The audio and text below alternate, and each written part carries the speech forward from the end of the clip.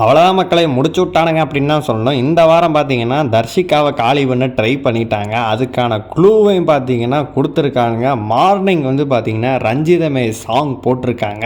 வீட்டுக்குள்ளே பார்த்தீங்கன்னா ராஷ்மிகா மந்தனா அப்படின்னு சொல்லிட்டு தெரியலை. முத்து அவர்கள் எல்லாரும் சேர்ந்து பார்த்தீங்கன்னா ராஷ்மிகா அப்படின்னு சொல்லிட்டு தர்ஷிகா அவர்களை சொல்லிட்டு இருப்பாங்க. இந்த வாரம் பார்த்தீங்கன்னா அவங்களுமே ஃபீல் பண்ணிட்டு இருக்காங்க. பிக் பாஸ் வச்ச க்ளூ ஓட்டிங்லேயும் பார்த்தீங்கன்னா அவங்க கையில் இறங்கிக்கிட்டே வராங்க. சாச்சனா தேவி அம்மா மகாராஜா பொண்ணை காப்பாற்றணுன்றதுக்காண்டி இவங்க என்ன வேணால் பண்ணுவானுங்க. அதனால் கண்டிப்பாக பார்த்தீங்கன்னா தர்ஷிகாவுக்கு தான் இந்த வாரம் பாயாசத்தை போட போகிறாங்க அப்படின்ற மாதிரி தான் நியூஸ் வந்திருக்கு.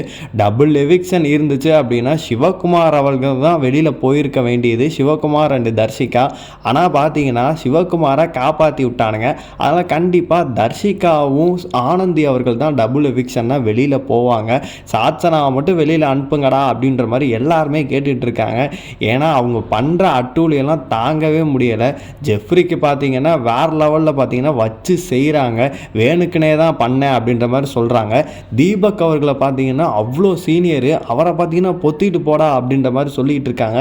இந்த வாரம் வந்து சாச்சனா தான் வெளியில் போகணும் அப்படின்னு சொல்லிட்டு எல்லாருமே எதிர்பார்த்துக்கிட்டு இருக்காங்க. ஆனால் இவங்க கண்டிப்பாக வந்து மகாராஜா பொண்ணை காப்பாற்றி உள்ளே தான் வச்சுருப்பாங்க. நம்ம என்ன தான் கற்றுனாலும் வேலைக்கு ஆகாது அப்படின்னு தான் சொல்லணும். இந்த வாரம் உங்களை பொறுத்தளவு யார் வெளியில் போனால் நல்லாயிருக்கும் நீங்கள் நினைக்கிறீங்களோ மறக்காமல் கமெண்ட் பாக்ஸில் சொல்லுங்கள்.